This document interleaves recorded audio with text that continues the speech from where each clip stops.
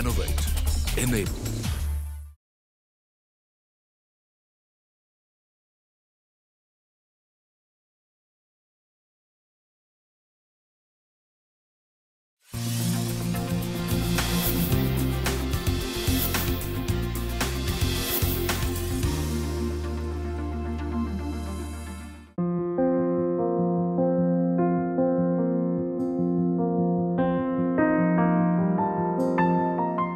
नमस्कार, मी मनुश्री पाटील. महाराष्ट्र अनलिमिटेड मध्ये आपलं स्वागत.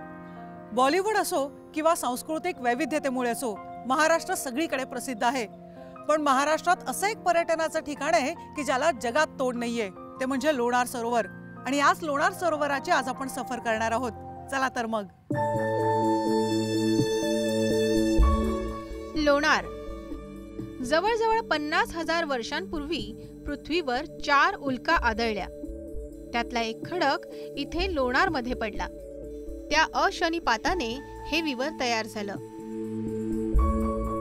बेसाल्ट खडकांमधलं हे सगळ्यात मोठं आणि एकमेव विवर आहे.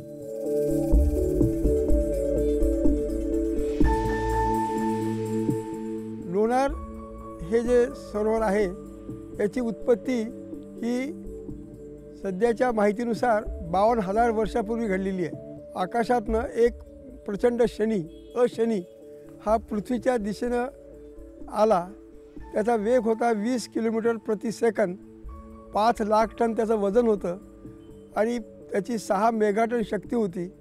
हा 17 डिग्रीतनं धारेपासून जमिनीच्या आत घुसला आणि त्यामुळे जमिनीच्या आत घुसल्यामुळे जे टेम्परेचर होतं 1750, उष्णतामान ते वाढत गेलं. आतला प्रचंड सगळा आतले सगळे खडक, माती, क्षार हे सगळे वर आलेत आणि वर आल्यावर या ठिकाणी हा खड्डा तयार झाला. महाराष्ट्रामध्ये बुलढाणापासून 90 किलोमीटर अंतरावर लोणार हे गाव आहे आणि हे विवर गावाच्या सीमेवरच आहे.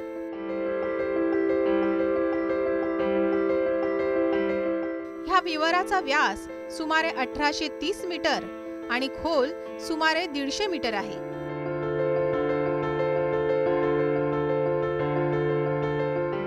विवराच्या पायथ्याशी जाण्यासाठी जवळजवळ 2 किलोमीटर खाली उतरून जावं लागतं.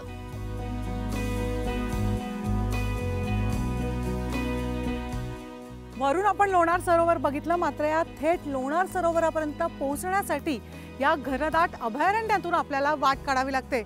या अभयारण्यामध्ये मोर तसंच वेगवेगळे पक्षी तर दिसतीलच, पण औषधी वनस्पती सुद्धा इथे भरपूर आहेत.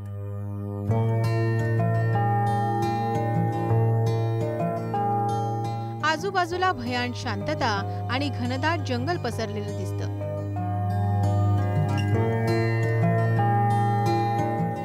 खाली उतरताच पांढरी माती आणि त्यात वेगवेगळ्या प्रकारचे दगड आपल्याला पाहायला मिळतात.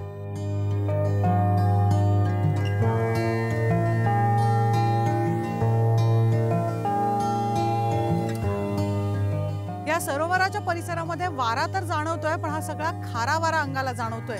आणि हे जे पाणी आपण बघतोय हे पाणी केमिकल युक्त पाणी आहे. त्यामुळे जरी सरोवर असलं तरी कोणतेही मासे या सरोवरामध्ये तग धरू शकत नाहीत. इथे पडलेला अशनी आम्लारी म्हणजेच अल्कलाइन गुणधर्माचा होता. सरोवराच्या मध्यभागी खूप खोल जागा आहे आणि त्यातून अजूनही क्षार बाहेर येतो. त्यामुळेच हे पाणी खारट लागतं. जो अशनी पडला हा धातूचा होता. निकेल आणि लोखंड हे या धातूचं प्रमाण जास्त होतं. या टेम्परेचरमुळे त्याचे ऑक्साईड तयार झाले आणि तो पाण्यात गेल्यावर या ठिकाणी ऑक्साईड्स राहिलेत आणि इथे जेव्हा पाणी निर्माण झालं तेव्हा ऑक्साईड पाण्यात विरघळले आणि त्यापासून अल्कलाइन वॉटर आम्लारी धर्माचं पाणी यात निर्माण झालं. हे पाणी सध्या त्यात आहे ते 5 मीटर पाणी आहे. या ठिकाणी अल्कलाइन पाणी तयार झालं. आता सध्या तो pH 10.5च्या आसपास आहे. लोणार सरोवरात अत्यंत सूक्ष्म असे जीवाणू आढळतात. विविध प्रकारचे जीवाणू आणि शेवाळ ह्या पाण्याच्या निसर्गात नियमांच्या विरुद्ध आपलं जीवन जगताना पाहायला मिळतात.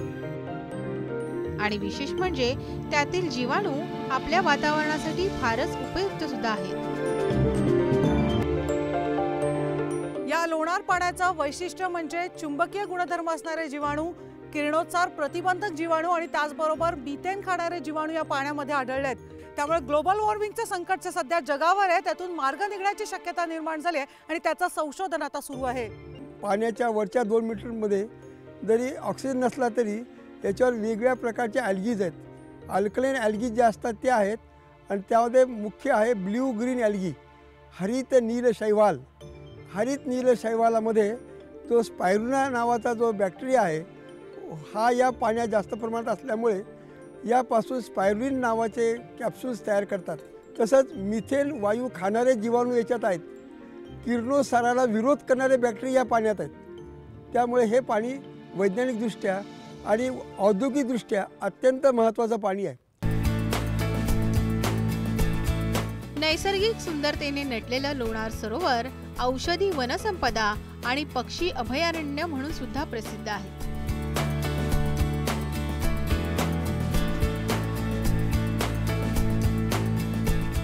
इथल्या मातीमध्ये लोहकण खूप जास्त आहे. लोणारमध्ये कुठेही मातीत चुंबक फिरवला तर लोखंडाचा चुरा चुंबकाला चिकटतो. काही दगडांमध्ये चुंबकीय गुणधर्म सुद्धा सापडतात. कंपासवर हे चुंबकीय दगड फिरवले तर कंपासचा काटा फिरताना आपल्याला दिसतो. त्याचबरोबर लाव्हाच्या उष्णतेमुळे तयार झालेले फ्लोटिंग स्टोन्स म्हणजे पाण्यात तरंगणारे दगड सुद्धा या परिसरात आपल्याला आढळतात. इथे सापडणारे काळ्या रंगाचे स्फटिक दगड चंद्राच्या टेक्टाईल स्टोनशी साम्य ठेवतात. म्हणूनच ह्या विवराचा संबंध चंद्रावर असलेल्या लुनार 2 नावाच्या विवराशी असल्याचं सांगण्यात येतं. हा खड्डा आणि चंद्रावर लुनार 2 नावाचा खड्डा सारखा आहे. फरक इतकाच आहे, लुनार 2 वर कोणत्याही प्रकारची वनस्पती नाही आहे. लोणारचा उल्लेख वेदशास्त्रांमध्ये सुद्धा सापडतो. हजारो वर्षांपूर्वी मानवनिर्मित सुंदर शिल्प असणारी बरीच मंदिरं ह्या परिसरात आपल्याला पाहायला मिळतात. लोणार सरोवराच्या परिसरामध्ये जवळजवळ 12 ते 14 मंदिरं आहेत. यातील बरीचशी मंदिरं जीर्ण झालेली असली तरी राम मंदिर असो, शंकर मंदिर असो किंवा माझ्या मागे असलेलं कमळजा देवीचं मंदिर असो अजूनही सुस्थितीत आहे. हेमाडपंथी असलेल्या मंदिराची रचना सुद्धा वैशिष्ट्यपूर्ण अशी आहे. लोणारमधील मंदिरं वाशिम येथील वाकाटक राजाच्या काळापासून असल्याचं सांगण्यात येतं. या परिसरात शंकर, गणेश, रामगया मंदिर, विष्णू मंदिर व कमळजा देवीचं मंदिर पाहायला मिळतं.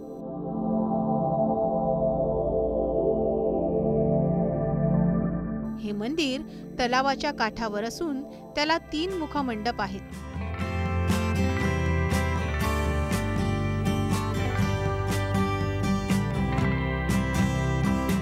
देवीचे मंदिर अष्टकोनाकृती असून वरील भाग गोलाकार आहे. लोणार परिसरातील रहस्य जाणून घेण्याकरता जगभरातून संशोधक सुद्धा इथे येतात. त्याचबरोबर धार्मिक महत्त्व असल्यामुळे सामान्य पर्यटक सुद्धा या ठिकाणाला आवर्जून भेट देतात.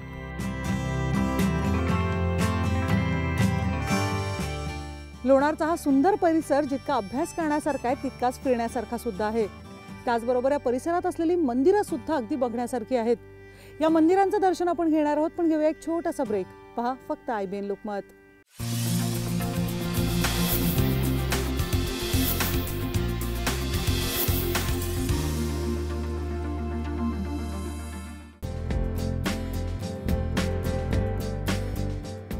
(1878) साली मातीच्या टेकडीचे उत्खनन होत असताना लोणार परिसरात एक मंदिर सापडलं.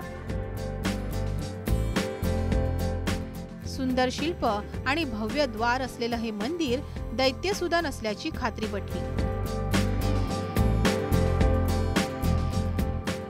लोणासूर राक्षसाचा वध करण्यासाठी विष्णूने दैत्यसुदनाचं रूप घेतलं आणि राक्षसाचा वध केल्यानंतर विष्णूची इथे दैत्यसुदन म्हणून स्थापना करण्यात आली. लोणासुरावरूनच या परिसराला पुढे लोणार म्हणून ओळखलं जायला लागलं. मात्र सूर्य आणि विष्णूची स्थापना असलेलं भारतातलं दुर्मिळ मंदिरांपैकी असं एक मंदिर आहे.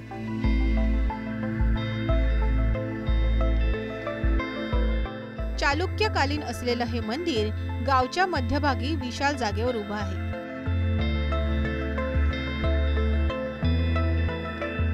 मंदिर पाहताच ते वास्तुशिल्पाचा उत्कृष्ट नमुना असल्याचं लक्षात येतं.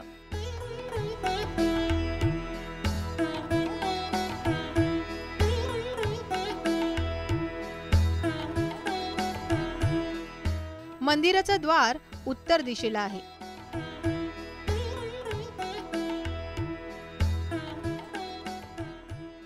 गर्भगृहात असणारी मूर्ती विष्णूची आहे.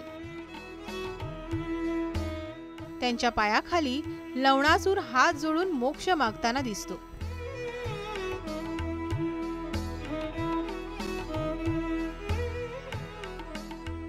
गर्भगृहाच्या वरच्या भागाला सुंदर शिल्पकला केलेली दिसते. ह्याला स्वर्ग मंडप असं म्हणतात. मंदिराच्या छतावर आतल्या बाजूने डाव्या हाताला लवणासूर वध कथा आणि गंगा भोगावतीचे शिल्प पाहायला मिळते.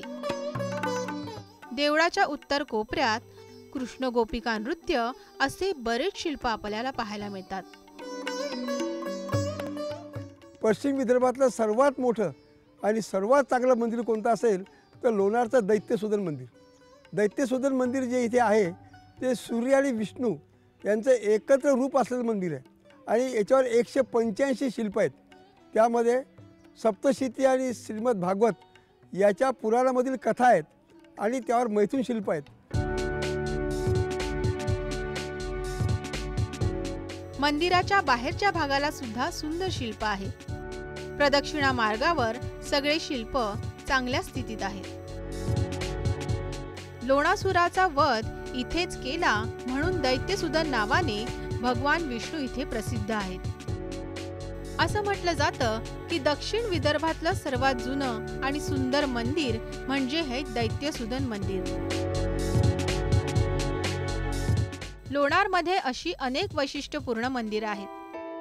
त्यातलंच एक मंदिर म्हणजे हे हनुमंताचं मंदिर.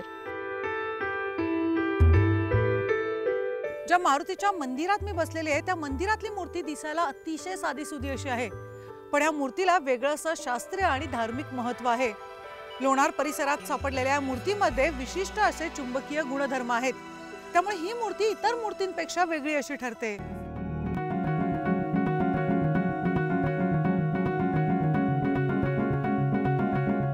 सुमारे 1841 साली इथे कानिटकर घराण्याचे संत पुरुष आले. ते राम भक्त होते.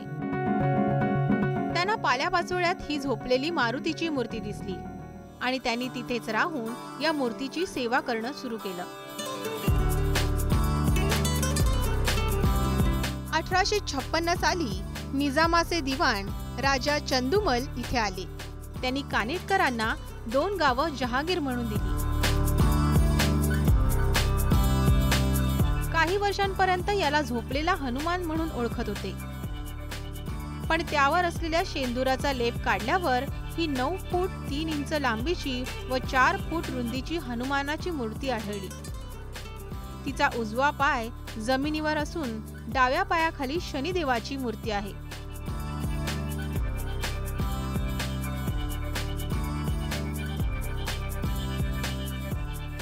तर या ठिकाणी एक हनुमानाचं मंदिर आहे. त्या मंदिरामध्ये आपण जर गेले असता 9.25 फुटाची मूर्ती बघायला मिळते. त्या मंदिरामध्ये गेले असता ती जी मूर्ती आहे ती चुंबकाच्या मिश्रणापासून आणि अग्निजन्य खडकापासून बनलेली आहे. त्या मंदिरामध्ये आपण जर होकायंत्र नेलं, होकायंत्र जरी उत्तर आणि दक्षिण दिशेला स्थिर राहतं, पण त्या मंदिरामध्ये मॅग्नेटिक पॉवर असल्यामुळे त्या ठिकाणी होकायंत्र बंद पडतं. त्या ठिकाणी होकायंत्र काम करत नाही. ह्याच्या व्यतिरिक्त मूर्तीचं वैशिष्ट्य असं की त्यात चुंबकीय गुणधर्म आढळतात. इथल्या बेसाल्ट खडकापासून ही मूर्ती कोरली गेली असावी आणि अशनिपातामुळे ह्या दगडात चुंबकीय गुणधर्म आढळतो. महाराष्ट्र अनलिमिटेड मध्ये आता आपण घेणार आहोत एक ब्रेक. पहा फक्त IBN लोकमत.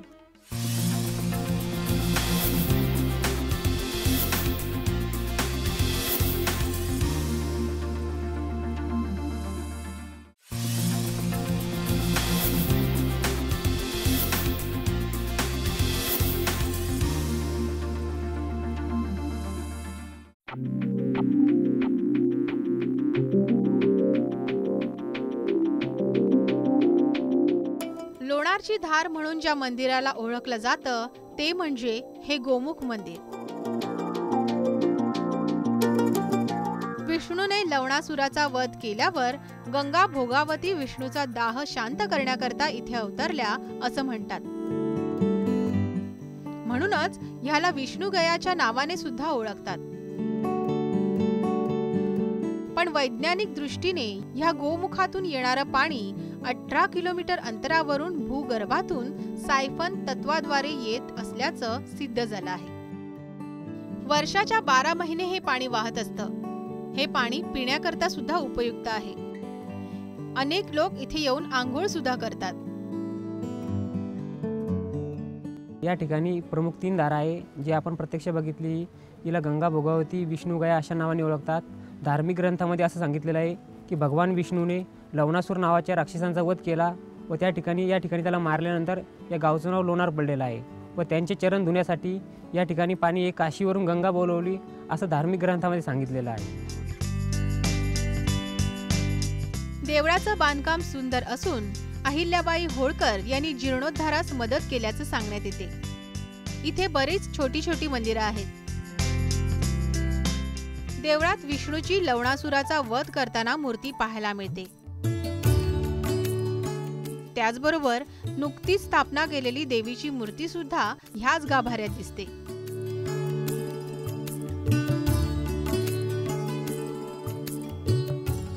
लोणारला सुंदर मंदिर तर आहेतच, पण तिथून सुमारे 40 किलोमीटर अंतरावर सिंदखेड राजा नावाचं एक प्राचीन गाव आहे. या गावाचं वैशिष्ट्य म्हणजे राष्ट्रमाता जिजाबाईंचे हे माहेर घर आहे.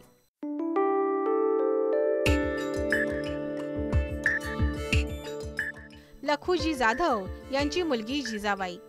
त्यांचा जन्म इथेच झाला. दौलताबादच्या सुलतानने गद्दारी करून लखुजी जाधवांना मृत्युमुखी पाडलं. एकेकाळी इथे मोठा राजवाडा होता. नगरखाना, रंगमहाल व अन्य वास्तू आता जीर्ण झालेल्या आहेत.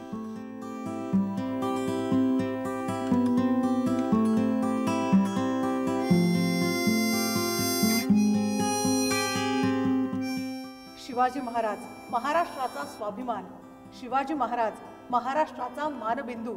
या शिवरायांनी बांधलेले गड किल्ले दुर्ग बघण्यासाठी हजारो पर्यटक आवर्जून भेट देत असतात. पण ज्या मातेच्या प्रेरणेमुळे शिवाजीचे छत्रपती शिवाजी महाराज झाले त्या जिजाऊंच्या जन्मस्थानी म्हणजे सिंदखेड राजाला आम्ही भेट दिली. वाड्याच्या बाहेर सुंदर उद्यान बनवलेलं असून पर्यटक व स्थानिक लोक इथे संध्याकाळच्या वेळी फेरफटका मारायला येतात. लहान मुलांची शालेय ट्रिप सुद्धा ह्या ठिकाणी येते. मुख्य द्वाराखाली 12व्या शतकातील दगडात कोरलेल्या मूर्ती ठेवलेल्या आहेत. विदर्भात पर्यटनासाठी गेल्यावर राहण्याची उत्तम सोय हवी असल्यास इथल्या MTDC मध्ये म्हणजे महाराष्ट्र पर्यटन विकास महामंडळाच्या रिसॉर्टमध्ये राहावं. रिसॉर्टचं लोकेशन अगदी लोणार क्रेटरच्या समोर आहे. रिसॉर्टवरून पायी 5 मिनिटात लोणार क्रेटरला जाता येतं. इथे स्वच्छ खोल्या आणि त्यात AC रूम्स, बाहेर बाल्कनी, बसण्याकरता झुला आणि लहान मुलांना खेळण्याकरता गार्डन सुद्धा आहे. शांत वातावरण असलेला हे रिसॉर्ट राहण्यासाठी एक उत्तम पर्याय आहे. महाराष्ट्राची एक वेगळी ओळख असणाऱ्या लोणार सरोवराची सफर आम्ही इथेच थांबवतो आहोत. पण पुन्हा भेटणार आहोत एका नवीन डेस्टिनेशनवर. त्या पहा फक्त IBN लोकमत.